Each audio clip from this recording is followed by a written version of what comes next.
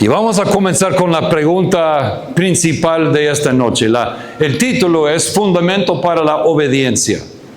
Ustedes, yo no me voy a meter a cosas prácticas, hasta la última noche.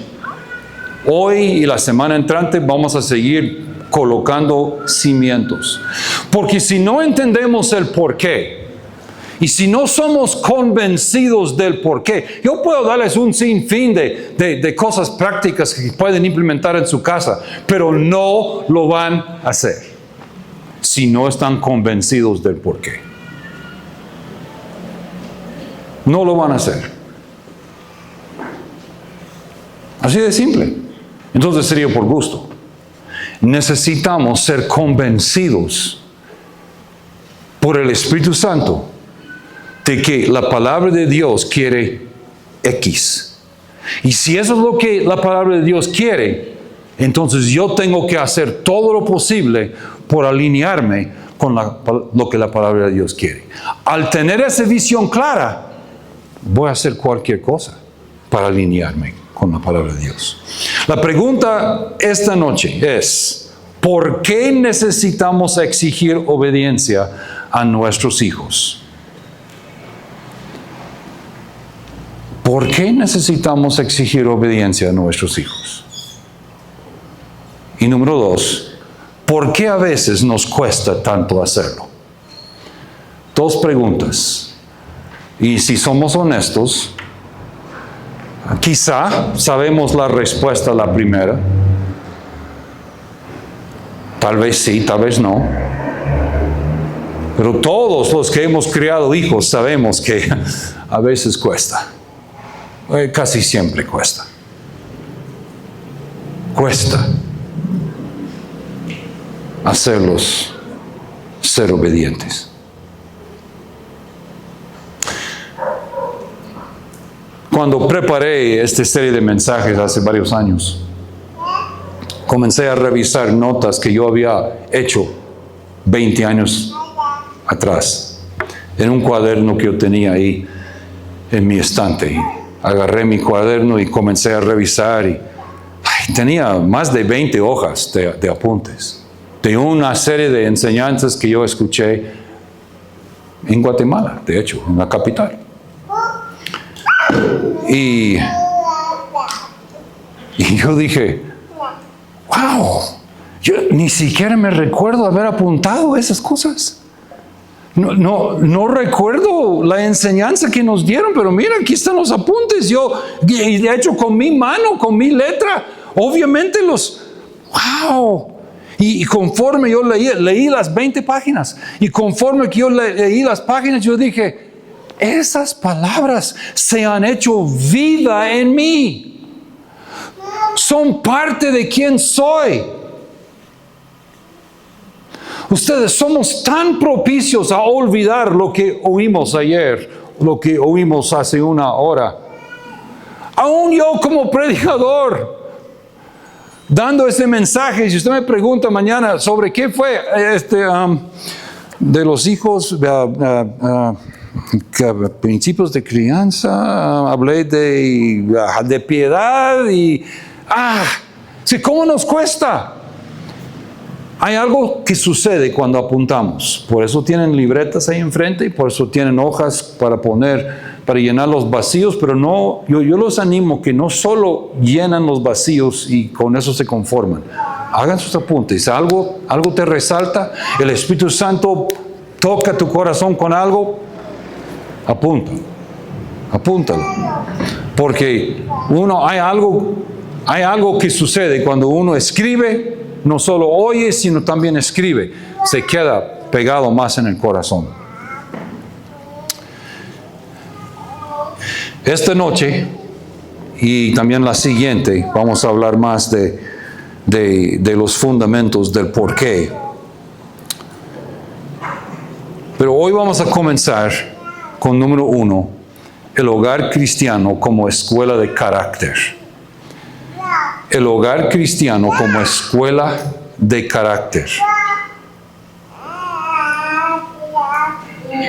Es la escuela, tu hogar debe ser la escuela donde los hijos son enseñados en los principios vitales para la formación de su carácter. Vamos a usar unos términos hoy. Uno de ellos es carácter. Y es una palabra que a veces confundimos. La confundimos con personalidad. Esa es otra palabra que vamos a usar hoy. Personalidad. Y quiero hacer una comparación. La personalidad es algo que es dada por Dios. Es dada por Dios. Tenemos 5 hijos. Cada uno de ellos es diferente. Tenemos 5 yernos y nueras. Cada uno de ellos son diferentes. Tenemos 20 nietos. Cada uno de ellos son diferentes. Cada uno con una personalidad distinta. Me pongo a pensar unas 2 personalidades muy diferentes. Sería Paola y su hermana Wendy. ¿O tienen la misma personalidad ustedes 2? ¿Verdad que no? Nada que ver. Son tan diferentes ellas 2. Tan diferentes. Y así somos. Todos tenemos todos sus hijos tienen una personalidad dado por Dios. ¿Quién es tu hijo? Si es más callado o más extrovertido, sereno o intenso, el que necesita estar afuera corriendo o el que prefiere quedarse en la casa leyendo. Yo y mi hermano así era. Yo acababa libro tras libro tras libro. Yo feliz todo el día sentado en un rincón en la casa con mis libros. Mi hermano fastidiaba quebrando mis juguetes. Quería jugar afuera, él estaba brincando por todos lados. No, yo creo que leyó su primer libro cuando tenía como 30 años de edad. De verdad, es que no le gustaba. 2 personalidades muy distintas. La personalidad no se forma, se nace con ello. Su personalidad no se forma. Uno nace con su personalidad. En gran parte no se cambia. Y en gran parte no se debe intentar cambiarlo. Su personalidad. Claro, Dios puede obrar. Por ejemplo, yo soy por naturaleza introvertido. Prefiero estar con libros que estar con gente. Por naturaleza. Pero mire el chance que Dios me dio. Me dio un trabajo con gente. Siempre estoy con gente. Entonces yo tuve que pedir al Señor que me ayudara. Aprender, pasar tiempo con gente. No voy a cambiar 100% a ser una persona extrovertida que siempre quiere estar con las personas. Pero sí he aprendido a través de los años poder estar en medio de la gente y disfrutar el tiempo.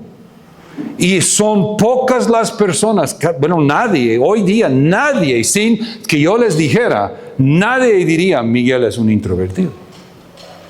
No es que mi personalidad ha cambiado, pero he logrado manejarlo de tal manera que puedo ser una bendición. Pero cuando hablamos de nuestros hijos, mi trabajo como papá no es cambiar su personalidad, no. Ahora el carácter es distinto. El carácter sí es responsabilidad de nosotros como padres. El carácter se forma. El carácter se forma. Se entrena. Se modela con el tiempo. Se moldea con el tiempo. Hoy, todo lo que vamos a hablar no tiene que ver con la personalidad de su hijo. Vamos a hablar hoy del carácter de sus hijos. Muy importante que entendamos eso. Quiero darles 3 funciones de un hogar. Un hogar es donde el corazón de un hijo es inspirado con motivos y diseños puros. Un hogar es donde el corazón de un hijo es inspirado con motivos y deseos puros.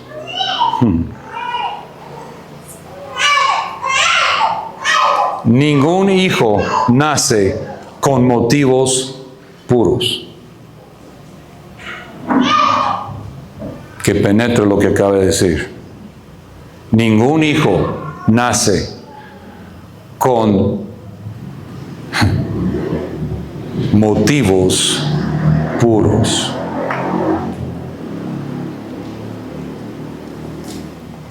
Obviamente cuando digo hijo estoy hablando de hijas, para que nadie piense que estoy discriminando contra las nenas.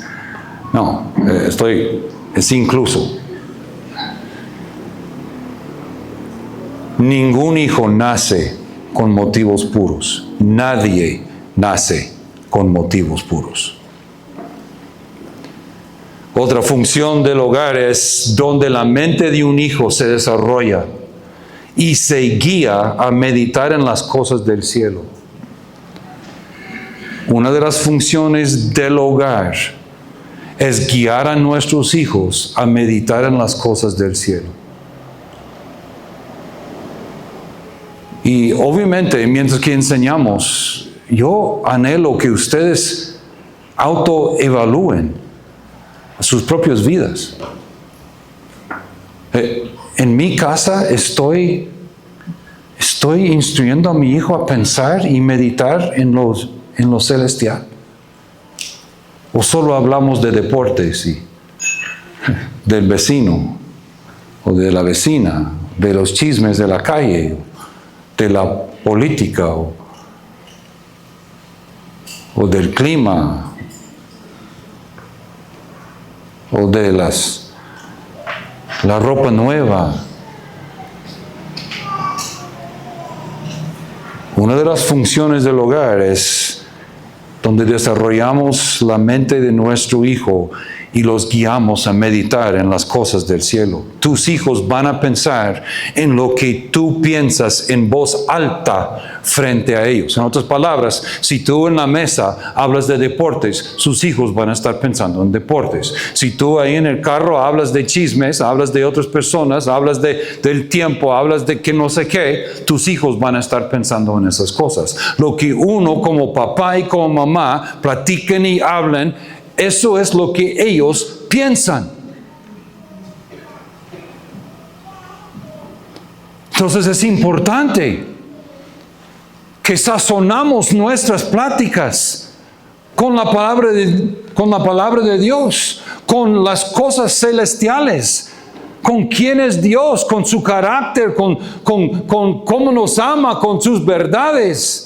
Es sumamente importante porque el hogar, una de las funciones del hogar es entrenar a nuestros hijos a pensar en las cosas celestiales. Y la tercera función del hogar es donde el alma de un hijo se cultiva con hambre y sed de justicia. Donde el alma de un hijo se cultiva con hambre y sed de justicia. Ustedes, el carácter no es un dato fijo. El carácter no es un dato fijo. La mayoría de los padres no invierten tiempo intencional en formar el carácter de sus hijos. La mayoría de los padres no invierten tiempo para formar el carácter de sus hijos. Simplemente acepten lo que ven. Es que así es él, así es ella. Es que es terco, como su abuelo. Y así, ahí está. Que así es y ¿qué puede ser uno? Así nació y nos resignamos a que así son. Ustedes, qué error.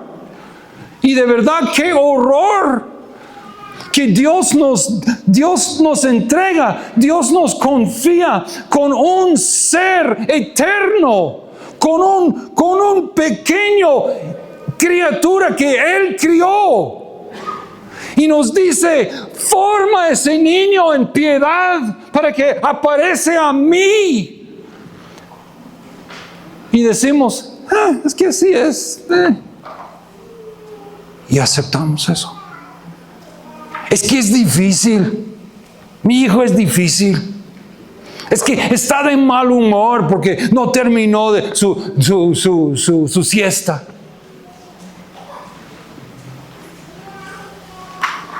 Y ahí quedamos, excusando su mal carácter. No su personalidad, su mal carácter.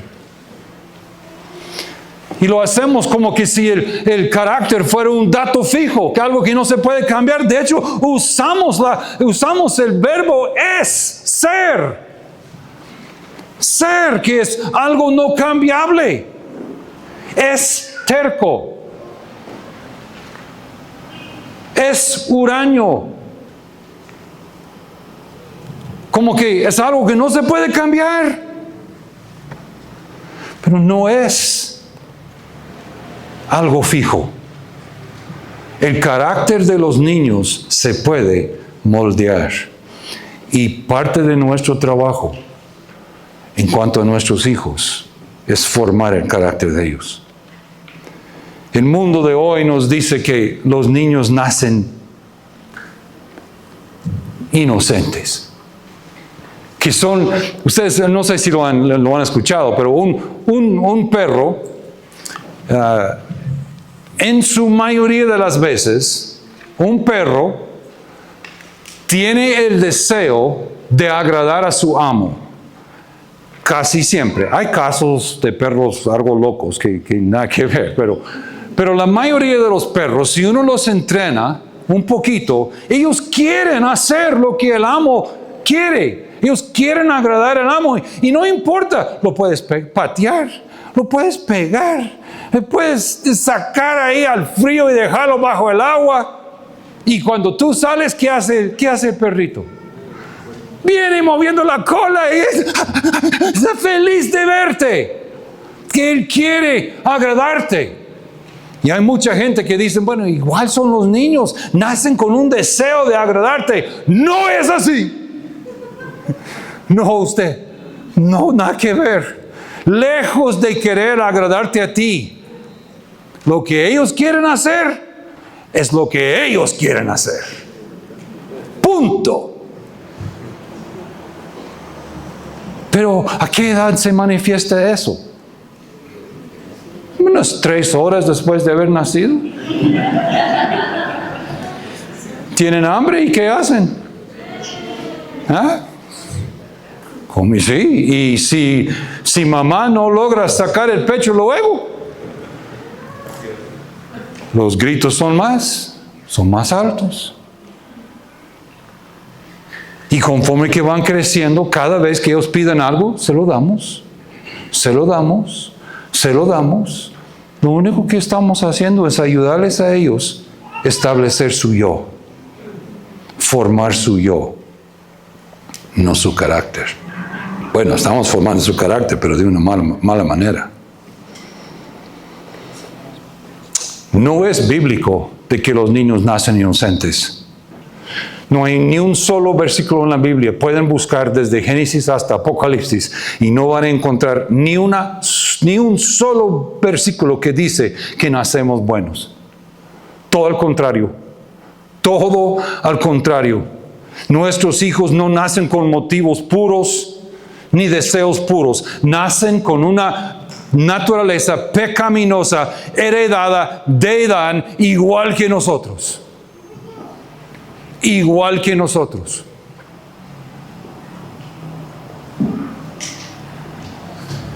Eso no significa que veamos a un bebé como un pequeño monstruo. No es la idea. Uy, tan malvado que sos. No. Son criaturas que todavía no saben que su yo es fuerte. Y necesitan ser instruidos y formados. Pero sí significa que entendemos que desde el día 1, La crianza no es simplemente dejar que salga lo que ya está adentro. No, ustedes. Eso no es criar a un niño. Es formar activamente, con la ayuda de Dios, un carácter que todavía no está ahí. Vemos a nuestro hijo, ellos no aman. Ellos no son dulces. Ellos no son quietos cuando tienen que estar quietos. ¿Cuántos niños por naturaleza comparten sus cosas? Sus juguetes. ¿Cuántos niños por naturaleza nunca tiran su plato al piso? ¿Cuántos niños por naturaleza nunca agarran lentes? Nunca pegan a sus papás. ¿Cuántos niños por naturaleza, cuando uno les dice desde el inicio, desde que aprenden, y no, está bien papi, no tenga pena? ¿Qué? ¿Eso no sucede? ¿Por qué? Porque ningún niño nace puro. Número 2, el problema de la sociedad. La sociedad se ha deteriorado con las generaciones, lamentablemente. Vamos a ver unos datos aquí, bien interesantes. En 1940, ¿ok? ¿Hace cuántos años? ¿Matemáticos?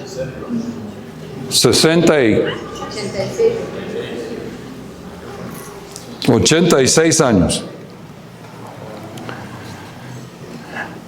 Hace 86 años, hicieron una encuesta en las escuelas en los Estados Unidos a todos los maestros. Y les preguntaban, ¿cuáles son los 7 problemas principales que enfrentan en sus aulas? Es increíble ustedes. Esta fue la lista. ¿Listos? 7 problemas principales en las aulas en 1940 en los Estados Unidos. Número 1, hablar sin permiso. Número 2, masticar chicle. Número 3, hacer ruido. Número 4, correr en los pasillos. 5, colarse en la fila. 6, violar el código de vestimenta. Y 7, tirar basura. En 1987, 47 años después, volvieron a hacer esa encuesta con los maestros. La nueva lista de los 7 problemas principales fue, ¿se recuerdan cuál fue la primera? Hablar sin permiso. Ahora era abuso de drogas, número 1. En 47 años. Fue de hablar sin permiso a usar drogas. Abuso del alcohol, número 2. Número 3, embarazo adolescente. Número 4, suicidio. Número 5, violación. Número 6, robo. Y número 7, asalto. ¿Cómo fuimos de masticar chicle era el gran problema en el aula, a suicidio fue el gran problema? Asalto, embarazo. Es porque la sociedad se ha deteriorado. Y uno dice, pero eso es en los Estados Unidos. Eso no es igual aquí. ¡Qué esperanza! Cualquiera que ha vivido a mi edad, no tenemos que... Yo vine a Guatemala en el 86. Los problemas del 86, nada que ver con los problemas que hay hoy día en las escuelas. Cuando iniciamos el colegio en el 90 y, ¿qué fue? 96. Los problemas de hoy, 30 años después, nada que ver con los problemas que teníamos hace 30 años. ¿Por qué? Porque la sociedad se ha deteriorado. Fuimos de hablar sin permiso a abuso de drogas. Increíble. De colarse en fila a violación sexual. De masticar chicle a abuso de alcohol. Y si preguntamos hoy, no en 1987, sino ahora, la lista ha vuelto a cambiar, y no para mejor. En una encuesta que hicieron en 2024 entre maestros de escuelas públicas de Estados Unidos, el 44% señaló el comportamiento de los estudiantes como su principal fuente de estrés laboral. Y 4 de cada 5 maestros dijeron que el comportamiento estudiantil es un problema serio en sus aulas, que no tienen control, que los niños hacen lo que quieren y que para ser maestro ese es el estrés. No es la preparación de lo que tienen que enseñar, no es la corrección de los exámenes, es tener que lidiar con esos malcriados todos los días. Según la encuesta de comportamiento de riesgo juvenil en 2023, 4 de cada 10 estudiantes de secundaria reportan sentimientos persistentes de tristeza o desesperanza. No hay felicidad en ellos. Y fueron criados bajo un sistema que les ha dicho sí a todo lo que quieren. Ellos fueron criados bajo una nueva ideología que no hay que decirles no, porque pobrecitos, si ellos lo quieren, pues hay que conseguirlo. Si quieren un chicle, pues darles un chicle. Si quieren un dulce, darles un dulce. Si quieren quedar en los brazos de papá, de la mamá, que se queden. Si quieren ir con una amiga, que se vayan. Que si quieren hacer, no importa. Hay que decir sí, porque no queremos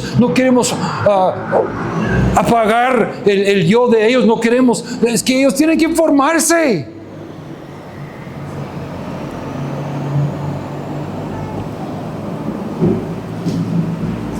Dos de cada 10 alumnos dijeron que han considerado seriamente el suicidio en el último año. Y uno dice, pero eso es en los Estados Unidos. Yo podía decirles nombres aquí en nuestro medio, aquí en nuestro colegio.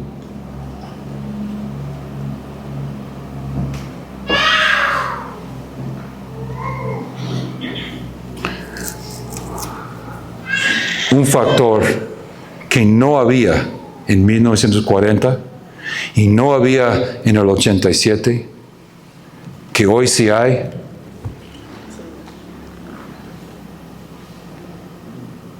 es uno de los factores principales hoy día con los problemas de nuestros hijos. Y es increíble. Queremos que estén callados, les tiramos un teléfono, un tablet, una compu, porque no queremos lidiar con ellos. Y ahí están. Están jugando.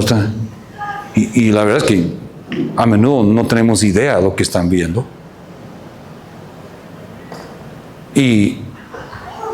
Pero están quietos, no nos están molestando. Entonces estamos felices. Les damos audífonos y así, ya, no nos molesta.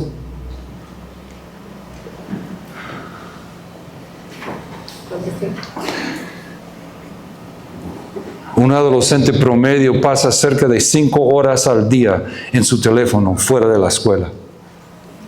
Casi 2 de esas horas están en redes sociales y lo sigue usando más de 1 hora dentro del horario escolar. A pesar de las prohibiciones, no importa, buscan cómo sacarlo y mandar sus mensajes. De hablar sin permiso en 1940, a abuso de drogas en el 87, a tristeza persistente, ansiedad y ganas de matarse hoy día. La sociedad ha ido de mal en peor. La trayectoria es clara. Sin intervención intencional, cada generación hereda un problema más profundo que la anterior, no menos profundo. Hay un restaurante en los Estados Unidos, se llama Chick-fil-A, es semejante a Pollo Campero, es un monstruo. El hombre que lo fundó es un hombre cristiano, toda su familia, ellos tienen asociaciones, fundaciones que ayudan a muchos, miles y miles de niños. Pero él escribió un libro que es titulado "Es mejor formar niños que reparar hombres". ¿Escucharon el título?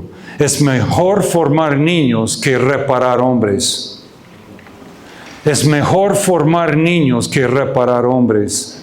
¿Cuántos papás hoy día quisieran haber, es un libro, cuántos papás hoy día quisieran haber sabido eso?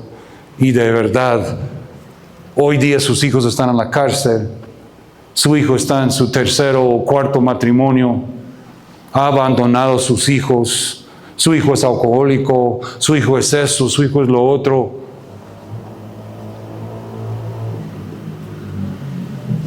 Pero porque no lo formaron, los dejaron tal como nacieron.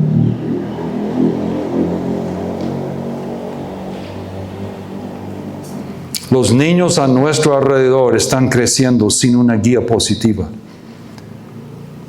y sin una guía firme de parte de sus padres. Los padres están ocupados, padres están distraídos, padres están ausentes, o simplemente eligen ser amigos de sus hijos en lugar de ser sus padres. Es que yo quiero que me quiera, yo quiero ser su amigo. Dios no te puso en la tierra para ser el amigo de tus hijos. Eso llega más tarde. Eso es más tarde. Eso es mucho más adelante en la vida. Definitivamente, aparte de mi esposa, mis hijos son mis mejores amigos. Pero eso no era cuando tenían 2 años. No, yo era su papá. Hoy día son mis mejores amigos.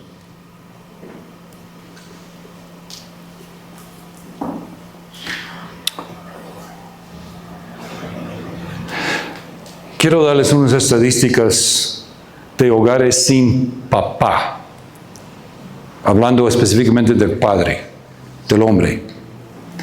El 63% de los suicidios juveniles ocurren en hogares sin papá. 63% de los suicidios. El 90% de los niños que huyen de casa y quedan sin hogar provienen de hogares sin papá.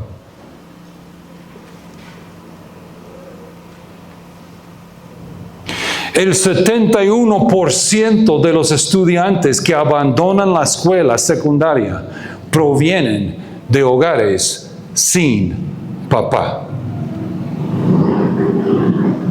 Es increíble. El 85% de los jóvenes en la cárcel, 85%, crecieron sin papá.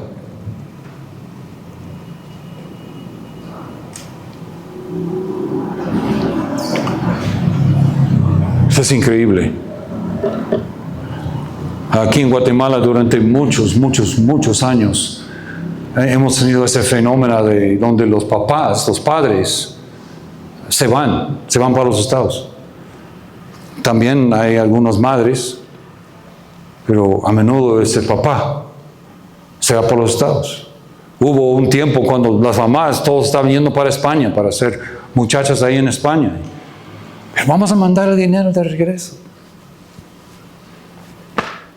Como que un niño quiere dinero en vez de la presencia de un papá,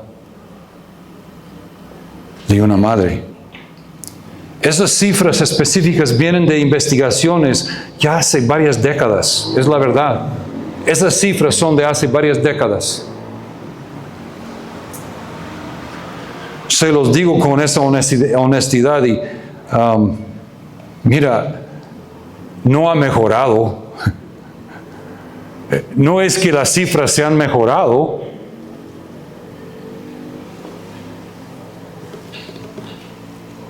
Hay millones de hogares en Guatemala.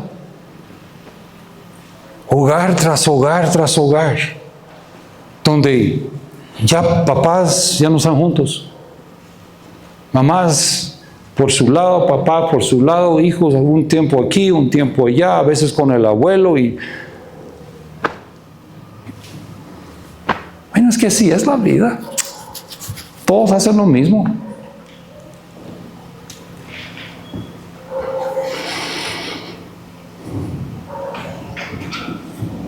Quiero que todos me escuchen aquí lo que voy a decir ahorita.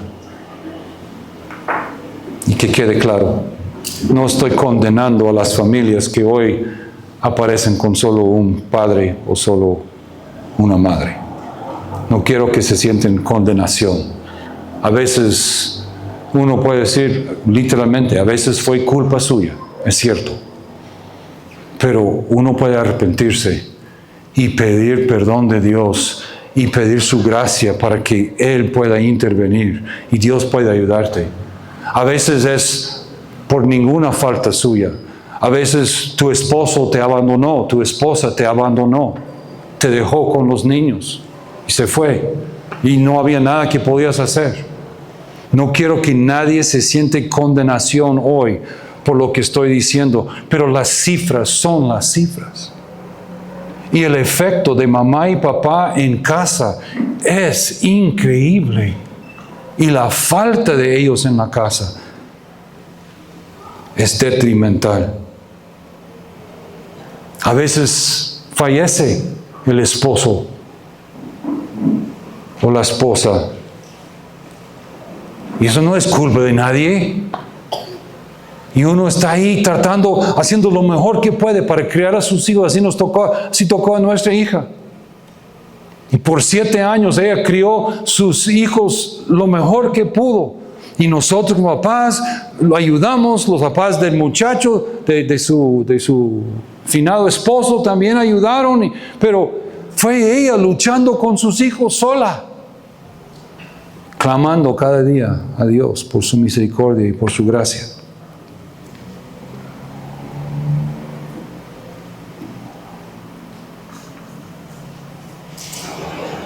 Dios tiene gracia y Dios ama a sus hijos más que ustedes los aman. Eso tal vez nos cuesta creer, nos cuesta entender, pero Dios ama a nuestros hijos más de lo que nosotros los amamos. Y sus caminos son mejores que nuestros caminos. Sus ideas son mejores que nuestras ideas.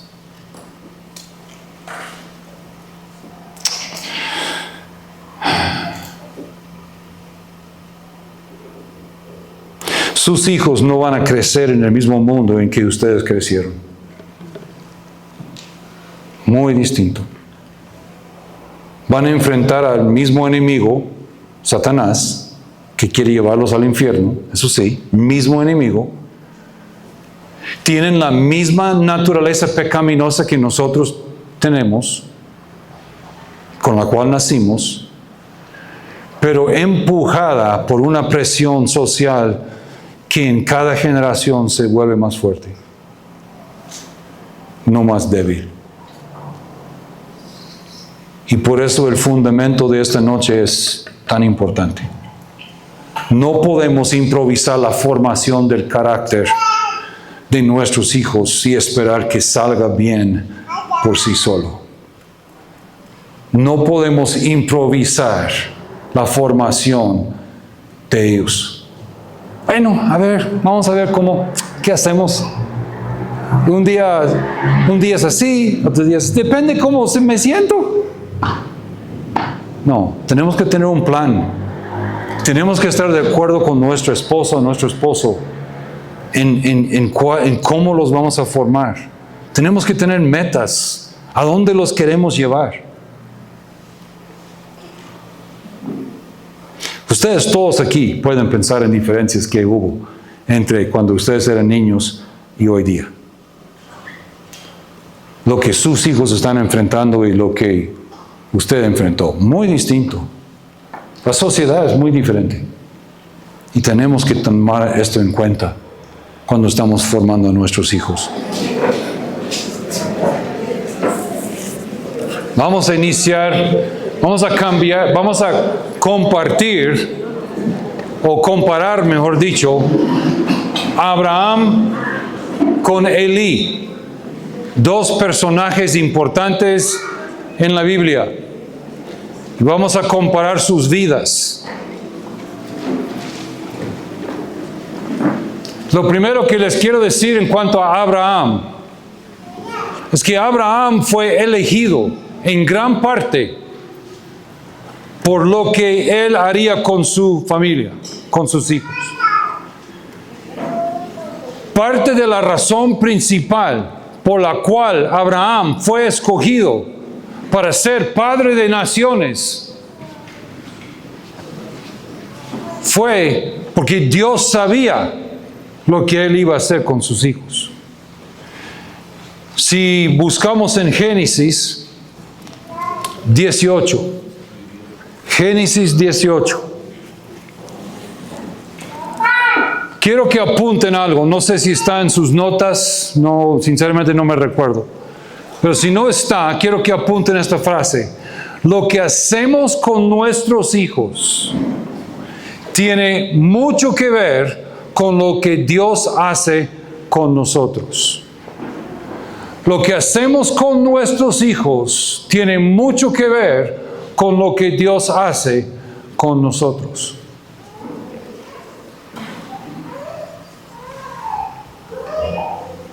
Ese es un principio bíblico. Lo vamos a ver aquí en estos textos. Lo que hacemos con nuestros hijos tiene mucho que ver con lo que Dios hace con nosotros.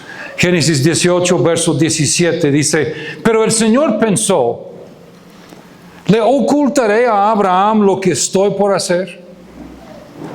Es un hecho que Abraham se convertirá en una nación grande y poderosa, y en él serán bendecidas todas las naciones de la tierra. Yo lo he elegido para que instruya a sus hijos y a su familia, a fin de que se mantengan en el camino del Señor y pongan en práctica lo que es justo y recto. Así el Señor cumplirá lo que Él le ha prometido.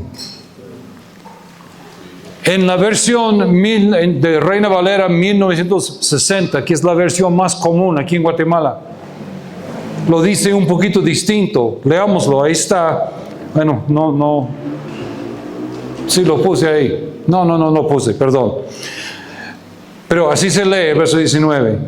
Porque yo sé que Abraham mandará a sus hijos y a su casa después de sí. O sea, Dios dice, si unimos los versículos, el Señor pensó, ¿le ocultaré a Abraham lo que estoy por hacer? ¿Que lo voy a hacer una nación grande y en él van a estar bendecidas todas las naciones? ¿Lo oculto? Es que yo sé, dice el Señor, yo sé que Él va a mandar a sus hijos después de sí.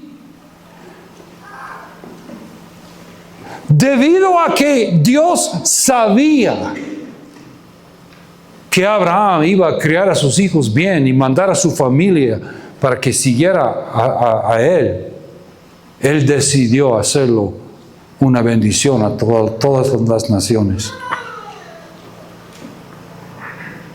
Haciendo justicia y juicio, que guarden el camino de Jehová, haciendo justicia y juicio, para que haga venir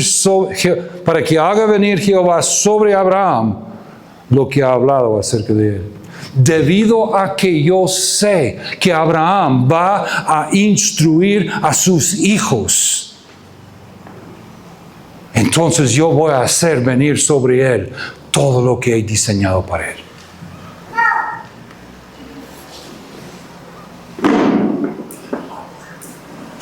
Lo que hacemos con nuestros hijos tiene mucho que ver con lo que Dios hace con nosotros. Dios lo dice aquí en estos versículos.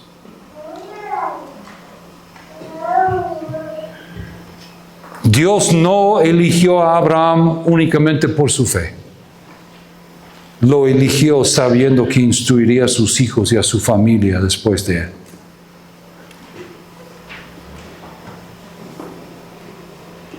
Llévenlo a lo personal. Como yo lo hago con mis propios hijos y mis propios nietos. Ustedes, las decisiones que tomamos, Tania y yo, como padres, con nuestros hijos, las decisiones que tomamos cuando ellos eran pequeños, las decisiones que tomamos hoy con nuestros nietos cuando están en nuestra casa, las decisiones que tomamos hoy con nuestros hijos que ya son adultos, las pláticas que tenemos o no tenemos, las cosas que enseñamos o no enseñamos, tienen mucho que ver con lo que Dios va a hacer con Tania y yo.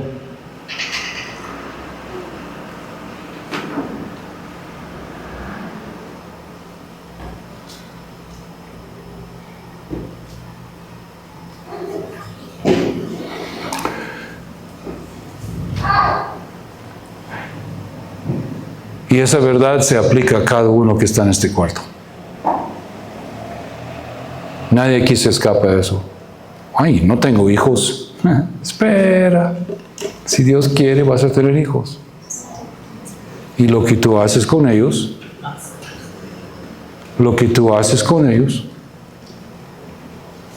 va a tener mucho que ver con lo que Dios hace contigo.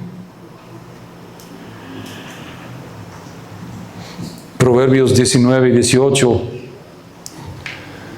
Wow. Este verso sí está ahí. Ay, este es. Corrige a tu hijo mientras aún hay esperanza. Y miren la segunda parte de este verso. No te hagas cómplice de su muerte. En otras palabras, si no corrijo a mi hijo, soy cómplice en su muerte. Y eso no es una muerte física. No estamos hablando de que murió aquí, sino es una muerte eterna. Es una separación de Dios. Estar apartado de Dios para la eternidad. Corrige a tu hijo mientras aún hay esperanza. ¿Tu hijo está vivo? Hay esperanza. Corrígelo. Es que no me hacen caso. ¿Eres el papá? ¿Eres la mamá o no? Es que no quieren.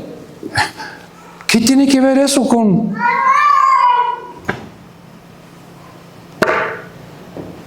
el asunto? Nada que ver lo que quieren ellos. Hace años yo me recuerdo una madre, tenía sus hijos aquí varios años, y en eso llegó el siguiente año, que era como el tercer año, buenos niños, dos varones, pero no se inscribieron. Entonces yo me recuerdo, fuimos a visitarla, y dijimos, ¿y qué pasa? No, es que yo quiero que mis hijos sigan estudiando ahí, pero es que no quieren. ¿Cómo que no? Es que uno estaba en kinder, el otro estaba como en primero primaria. ¿Cómo que no quieren? Es que no quieren. Entonces, como no quieren, pues, ¿y qué tiene que ver lo que ellos quieren?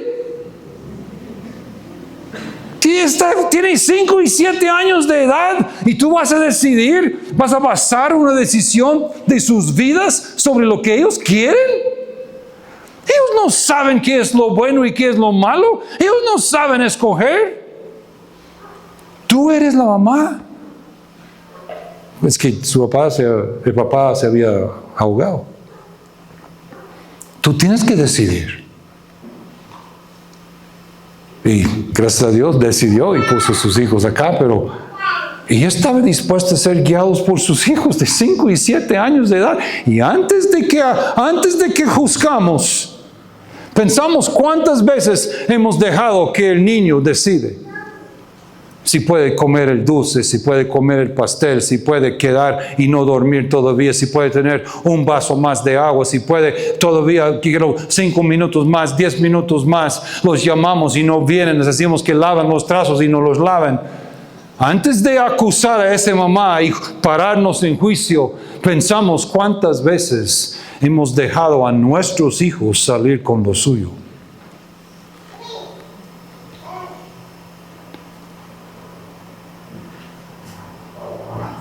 Proverbios dice que cuando hacemos eso, somos cómplices en su muerte. ¿Cuántos aquí quieren ser cómplices en la muerte de su hijo? No, Miguel, pero no es para tanto, estás exagerando.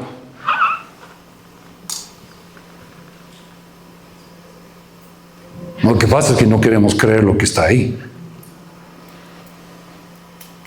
Es que todos aquí, todos podemos pensar en el lío. Yo sé, están ahí pensando, híjole, pero si yo me pongo el pantalón en mi casa ahorita, ay, eso va a ser un caos. Ya escucho a mi suegra.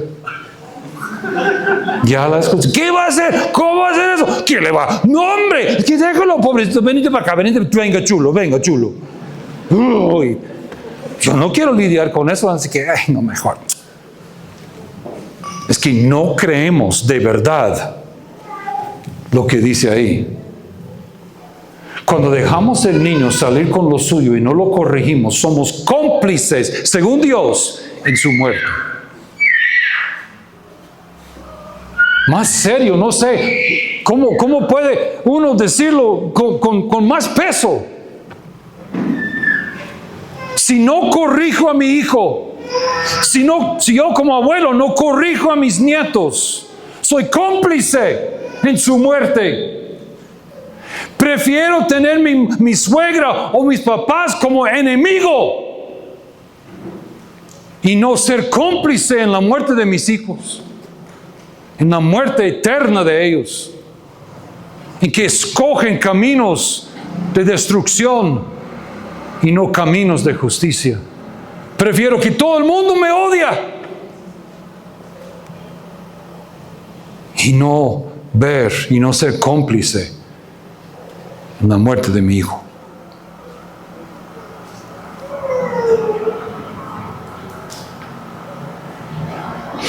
De ahí vamos a ver a Elí, otro hombre, sacerdote. Bueno, para Elí no. Elí era profeta en el pueblo de Israel. ¿O era el sacerdote? Sacerdote. Primero es de Samuel, capítulo 2. Ustedes se recuerdan que Samuel vino a vivir con Elí. Su mamá no pudo tener hijos, mamá de Samuel. Y ella rogaba cada año, Señor, yo quiero un hijo. Y por fin ella le hizo una promesa. Si me des un hijo, yo te lo voy a entregar a ti. Entonces Dios le contestó, le dio un hijo. Y tan pronto que lo destetó, lo llevó y lo dejó en el templo para servir, en el tabernáculo para servir con Elí. Y ahí comenzó a servir de niño. Y ahí creció ahí bajo la instrucción de Elí. Pero Elí también tenía hijos mayores que Samuel. Hijos que ya estaban sirviendo, ya eran parte del sacerdocio. Ya estaban liderando el pueblo de Israel. Samuel era un joven, ahí aprendiendo. Y dice en el verso 12, los hijos de Elí, el sacerdote, el líder principal de todo el pueblo de Israel, los hijos de Elí eran unos perversos que no tomaban en cuenta al Señor. Ofni y Fineas, hijos de Elí, eran sacerdotes, servían en el tabernáculo, pero abusaban de su posición. Exigían para sí mismos, por la fuerza, la mejor parte de las ofrendas, de la carne, de los animales que estaban siendo sacrificados. Lo que pertenecía a Dios, ellos lo querían y lo tomaban.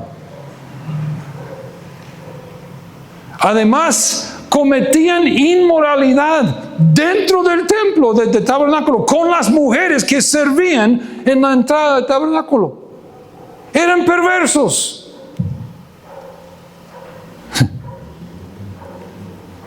Y la Escritura dice que Elí lo sabía. Lo sabía. No era un padre ignorante. No es que nadie le había dicho.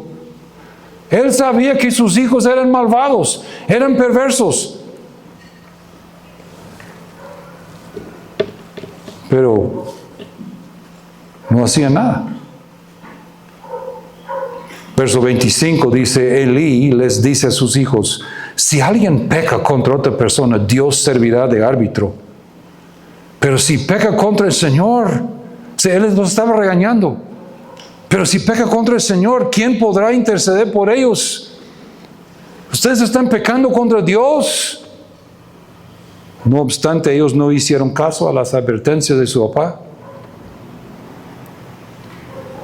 ¿Y sabe qué decidió hacer Dios? ¿Alguien sabe? Matarlos, quitarles la vida. Quitarles la vida. Elí fue cómplice en la muerte de sus hijos.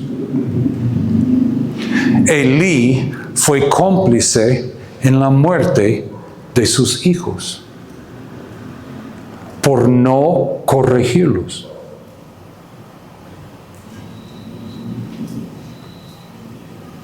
Él les habló. Él les dijo, les advirtió. Los reprendió con palabras. Y luego los dejó seguir con lo suyo. No hubo ninguna consecuencia, ninguna restricción, ningún límite que respaldara sus palabras. Habló y se lavó las manos. Yo ya les dije, ahí no sé. Eso no es corrección, esa es advertencia sin autoridad. Pero ojo ustedes,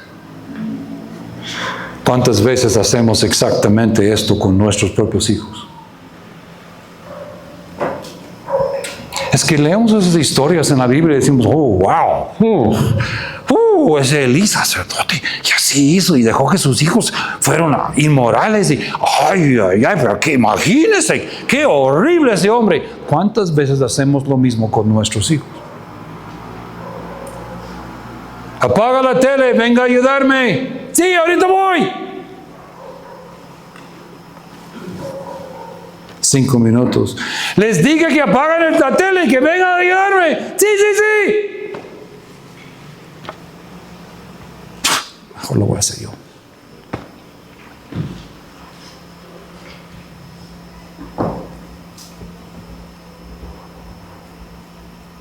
Les hablamos, les advertimos. La próxima vez sí va a haber consecuencias. Pero nunca hay. Estamos demasiado cansados. Fue un día largo. No vale la pena. Es mucha drama. Hay que hagan lo que quieren. Hablamos y nos lavamos las manos. Y Dios dice que somos cómplices de su muerte.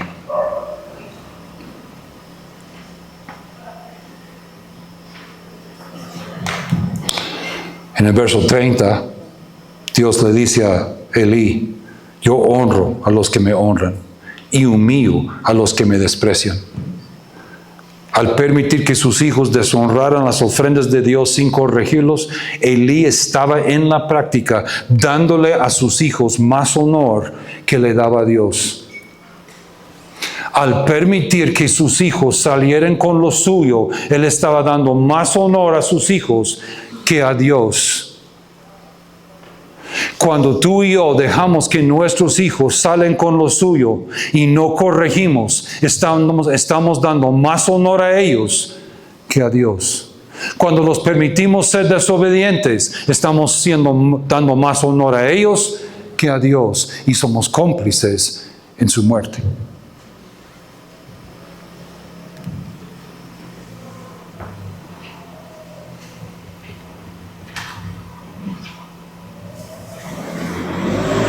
Lo hacemos porque no queremos el conflicto. No queremos lidiar con eso ahorita. No, estoy cansado. Honramos más la comodidad, nuestra propia comodidad, por encima de la obediencia que Dios pide. Mire ustedes, yo no estoy hablando de cosas que no sé, cosas que no viví. ¿Cuántas veces? Yo me recuerdo una noche, quería jugar con mi hija. Y ella quería jugar. Yo estaba acostado en el sofá. Y era Kimi o Becca, no me recuerdo, una de ellas. Pero yo estaba cansado y trajeron el juego, lo pusieron ahí donde yo podía estar acostado y jugar ahí en el piso. Y no tenía que levantarme y ellas se sentaron. Eran chiquitos. Tenía tal vez, Hedy había nacido, tenían tal vez Kimi tenía como 5 o 6 años y Rebeca 4. Yo creo que era con Kimi. Y estamos jugando y Kimi hizo chanchulla. A propósito. Y Kimi sabía que en nuestra casa uno no se hace chanchulla. Es que es chanchulla, hombre, ¿qué hay de mal de eso? Es chanchulla. Eso es no jugar con las reglas. Pensamos que es inocente. Ojo ustedes. No, ella trató de salir con lo suyo. Entonces yo le dije, ¿qué está haciendo? No, es que no, yo no vi, no sé. Ah, bien, ahora estás mintiendo. Para allá van 2 ofensas. 2 pecados. No, pero todos los niños hacen eso. Sí, porque lo permitimos. Exactamente. Todos los adultos también lo hacen, porque fueron permitidos hacerlo cuando eran pequeños.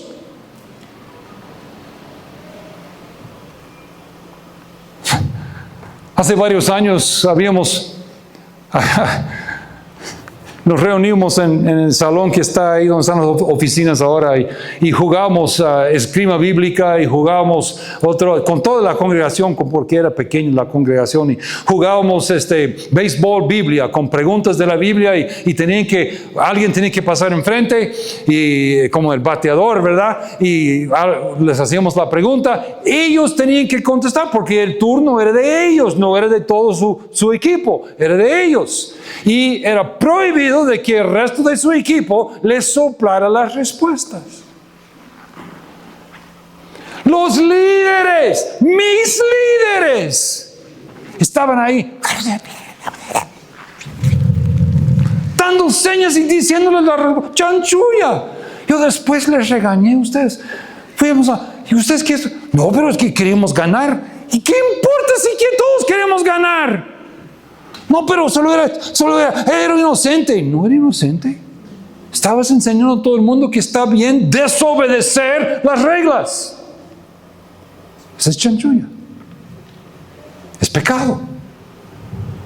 Uy, tan exagerado, Miguel. ¿De qué manera lo vas a pintar? Yo le diga a mi hija, van 2. Lo último que yo quería hacer era levantarme de la silla, del sofá. Fácilmente pude verle que no era como que algo nuevo para ella. Ella sabía lo que estaba haciendo. Ella sabía que no debía hacer chanchulla. Ya había sido instruido en no hacer chanchulla. Ella sabía que no debía mentir. Ya había sido instruida en no mentir. Ella estaba desobedeciendo a propósito. Voluntariamente, tomando la decisión en su corazón de hacer lo que ella sabía era incorrecto. Eso se llama pecado.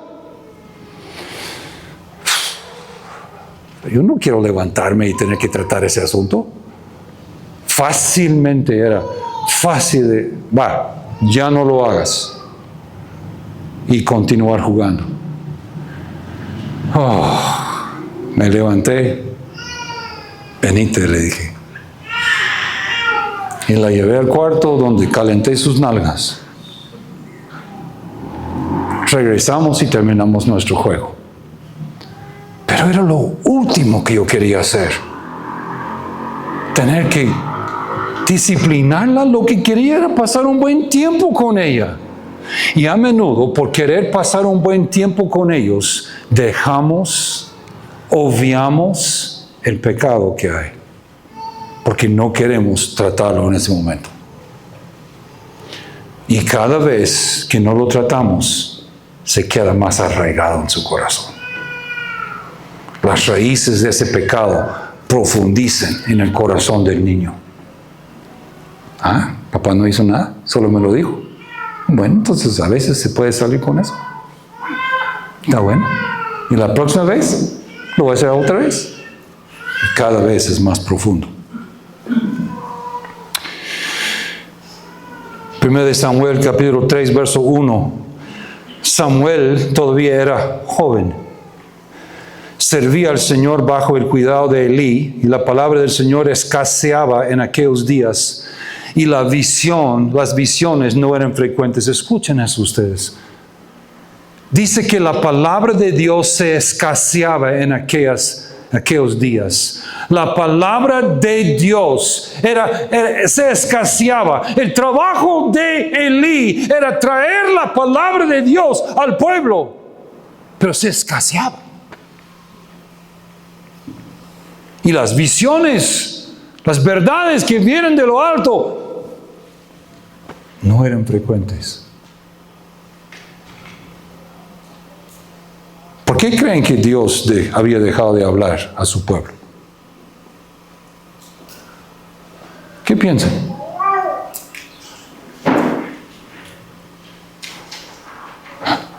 ¿Por qué dejan de hablar ustedes a sus hijos? ¿Por qué? Hacen lo que no nos agrada. Hacen lo que no nos agrada. Hacen lo que no nos agrada o no nos hacen caso. Hablamos, nos damos por vencidos. ¿Por qué creen ustedes que la palabra de Dios, que Dios dejó de hablar a su pueblo? Elí no estaba haciendo caso a su Dios. No estaba obedeciendo, no estaba corrigiendo a sus hijos. El hombre que se suponía que tenía que guiar al pueblo de Dios y escuchar de parte de Dios y decirle al pueblo lo que Dios quería. Él no estaba instruyendo a sus propios hijos.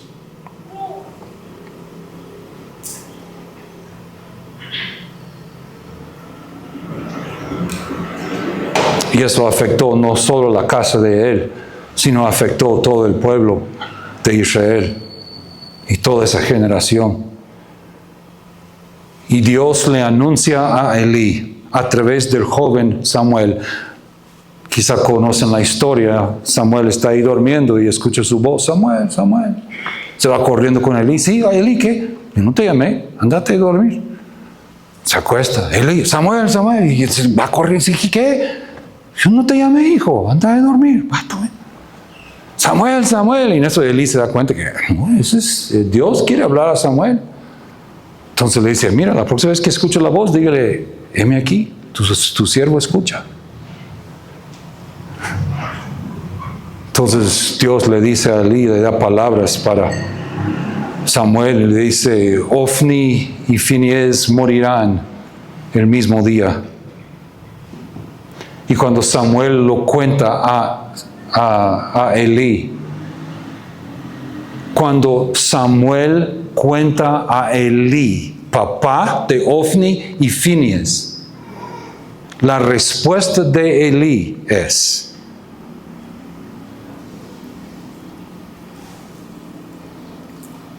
Él es Señor, que haga lo que bien le parezca. no hay arrepentimiento. Dios le dice, debido a que no ordenes tu casa, debido a que no instruyes a tus hijos, debido a que permites que ellos salgan con lo suyo, los voy a quitar la vida. Que haga bien lo que le parezca. Tú eres Dios. En vez de arrepentirse. Y yo les hago la pregunta, me hago la pregunta, ¿qué voy a hacer yo con esas verdades? ¿Voy a contestar como Elí? Bueno, mis hijos van a salir como Dios quiere, pues de todos modos, ¿qué puede hacer uno? ¿O voy a ser como Abraham, que instruyo a mis hijos después de sí?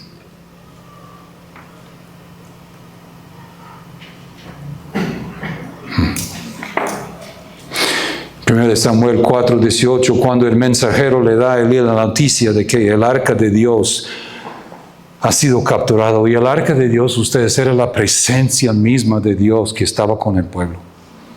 Y debido a la desobediencia de Elí, que él no corrigió a sus hijos, debido a la desobediencia de sus hijos, que eran perversos, inmorales,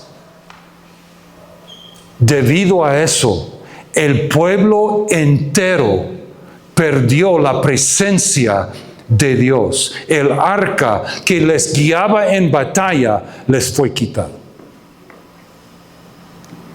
Y cuando la noticia llegó ahí con Samuel, de que el arca había sido capturado y que sus 2 hijos habían muerto en ese mismo día, solamente de oír mencionar el arca de Dios, Elí se fue de espaldas, cayó de su banca donde estaba sentado, cayéndose de la silla junto a la puerta, como era viejo y pesaba mucho, se rompió la nuca y murió. Se muere el viejo, se mueren los 2 hijos, el arca es robado, el pueblo queda sin la presencia de Dios. ¿Por qué? Porque un padre hablaba, pero no actuaba. Hablaba y se lavaba las manos. ¿Eso es lo que queremos para nuestra descendencia? Les dije que estamos colocando cimientos para que entendamos cuán serio es. Es que la verdad es que no lo tenemos en mente. No lo vemos como Dios lo ve. Lo vemos como, bueno, es que son un poco tercos, pero bueno, hay que aguantarlos un poquito. Es que así son. Hay que entenderlos, hay que comprenderlos, que no durmieron bien. Tienen un poco de fiebre. Hay que dejarlos chillar y llorar.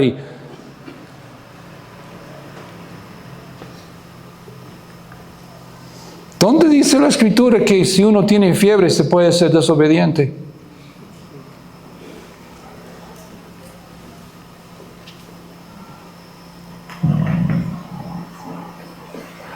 Verso 19 del capítulo 4 dice, la nuera de Elí, esposa de Finees, embarazada y a punto de dar a luz, al escuchar la noticia de que su esposo había muerto, su cuñado, su suegro y el arca fue robado,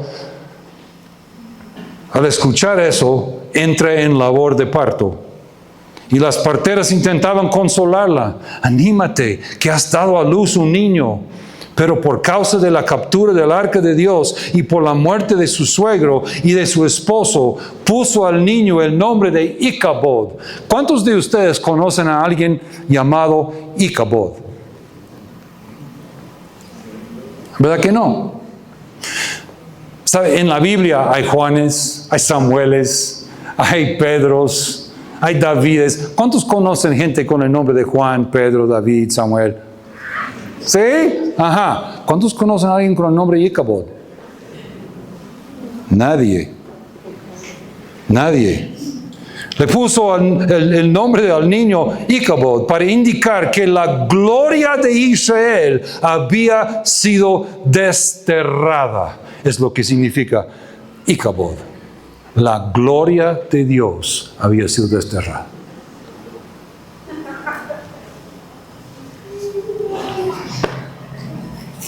Incluso Samuel, el niño criado en el temor del Señor, con el tiempo tuvo hijos.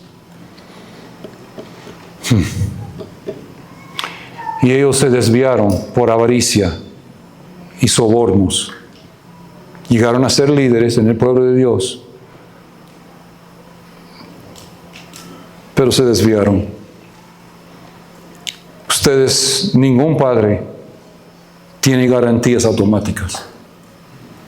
El hecho de que hacemos todo lo correcto no garantiza que nuestros hijos van a salir bien. Cada persona tiene que decidir si van a seguir al Señor o no. Tania y yo no éramos padres perfectos, pero digamos que fuéramos, solo por cuestión de plática, digamos que fuéramos padres perfectos. Eso no hubiera garantizado que nuestros hijos caminen con el Señor. Cada uno de ellos tiene que tomar su decisión a diario si van a seguir al Señor. Pero eso les digo, si Tania y yo nos hubiéramos lavado las manos, ¿y qué nos importa? Ya mira, ahí salen como salen. Les garantizo que no hubieran salido como son.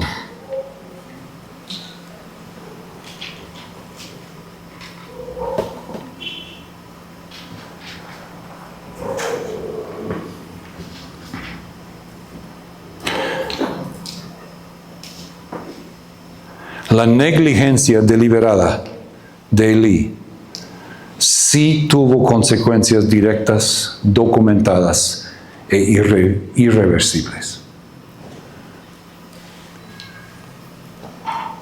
La fidelidad de Abraham hizo de él una gran nación.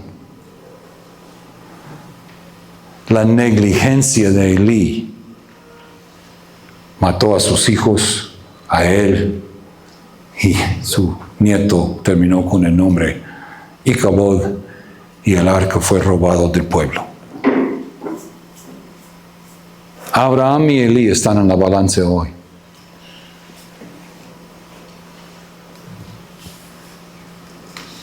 Ahí están los dos. Elí fue juzgado por lo que no hizo con sus hijos, y Abraham fue bendecido por lo que sí hizo con sus hijos. Lo que tú y yo hacemos con nuestros hijos tiene mucho que ver con lo que Dios hace con nosotros.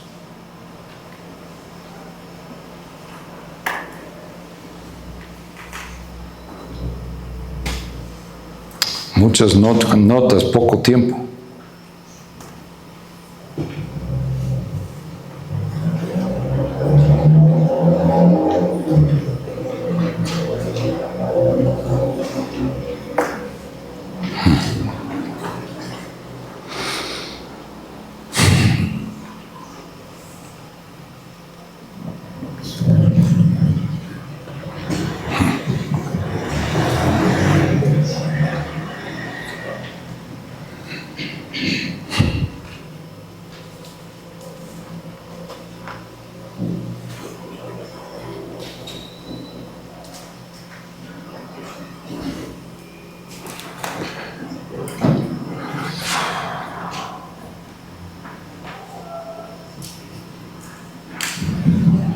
Déjeme orar.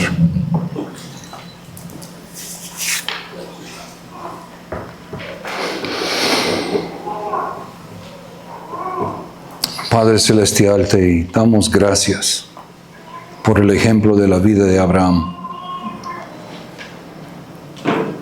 y por la advertencia que vemos en el ejemplo de la vida de Elí. Y te pedimos que nos des la humildad que necesitamos para aprender de ambos ejemplos.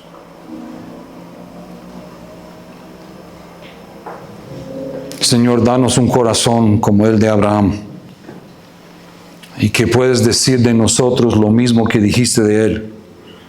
Yo sé que Miguel instruirá a sus hijos y a su familia para que se mantengan en el camino del Señor.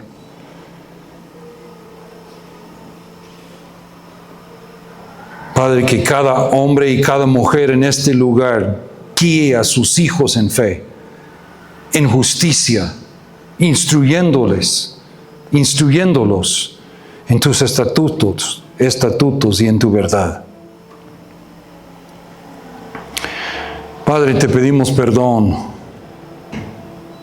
por todos esos momentos en que te hemos hablado, en que le hemos hablado a nuestros hijos y después simplemente nos hemos lavado las manos y lo hemos dejado ahí, igual que Elí. En lugar de corregir o de hablar y luego añadir las consecuencias necesarias. Señor, perdónanos por todas las veces que hemos fallado en esto, que hemos sido en realidad cómplices al entrenar el alma, el corazón y el espíritu de nuestros hijos hacia la rebeldía y la desobediencia. Te pedimos que nos des un corazón dispuesto a morir al yo.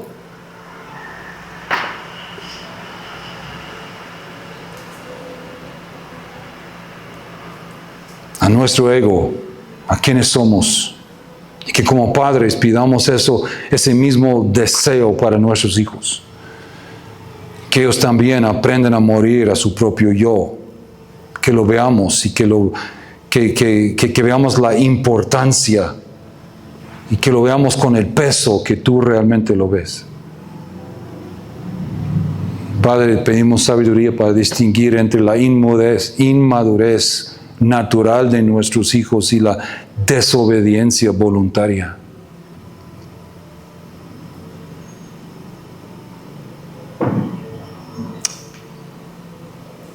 Y Señor, quizá de último, presentamos esta noche ante ti a cada uno de nuestros hijos. Tú los conoces por nombre y sabemos y creemos que tú los amas más que nosotros los amamos. Y Señor, pedimos que formes en ellos tu carácter para que nuestros hijos te honren generación tras generación. Y pedimos todo eso en el nombre de Cristo Jesús. Amén. Amén.